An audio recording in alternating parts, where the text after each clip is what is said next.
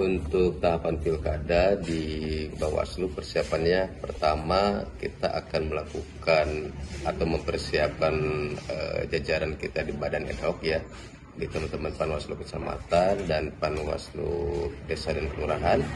Tetapi formatnya atau metodenya yang kami lakukan ada dua.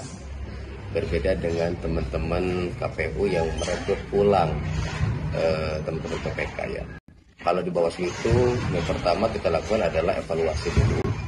Yang mana evaluasi itu hanya dilakukan untuk teman-teman Panwaslu kecamatan yang kemarin terlibat dalam pemilu. Ya, jadi dievaluasi dulu. Jadi istilahnya existing, jadi evaluasi. Nah, nanti kalau sudah hasil evaluasi kemudian di satu kecamatan itu ada yang PMS, artinya tidak memenuhi syarat, baru kita akan buka pendaftaran untuk yang baru, untuk mengisi kekosongan ketika nanti ada teman-teman existing yang PMS. Perekrutannya kita belum bisa memastikan apakah misalkan kita akan membuka ruang pendaftaran baru di semua kecamatan, di 42 kecamatan, atau hanya beberapa kecamatan. Itu tergantung hasil evaluasi yang kita lakukan untuk existing.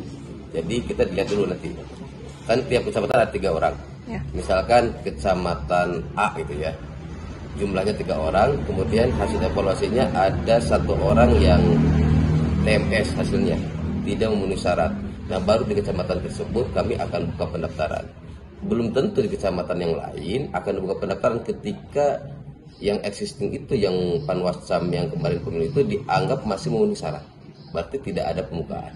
Hari ini yang kita buka sampai tanggal 27 besok itu masih pemberkasan, istilahnya pemberkasan teman-teman yang existing. Nah, nanti mulai dibuka pendaftaran untuk baru itu dimulai tanggal 3 Mei. Jadi ada 2 tahapan. Pertama existing dulu, evaluasi, baru dibuka pendaftaran. Kalau dilihat dari timeline-nya itu nanti sekitar tanggal 3 Mei mulai buka pendaftaran sampai tanggal 5. Kalau persyaratannya hampir sama ya, seperti yang sudah ada di undang-undang. Pertama usia ya. Biasanya kita itu di usia lebih ada penurunan sebetulnya. Biasanya dulu itu usianya minimal 25 tahun, sekarang minimal 21 tahun, tetapi maksimumnya tidak ada maksimum.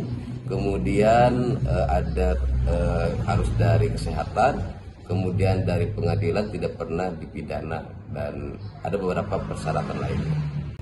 Sama pada prinsipnya, tugas dan fungsi teman-teman Panwaslu kecamatan itu adalah mengawasi setiap tahapan. Kalau sekarang kan tahapan pilkada yang akan dimulai pada bulan Mei juga udah mulai gitu.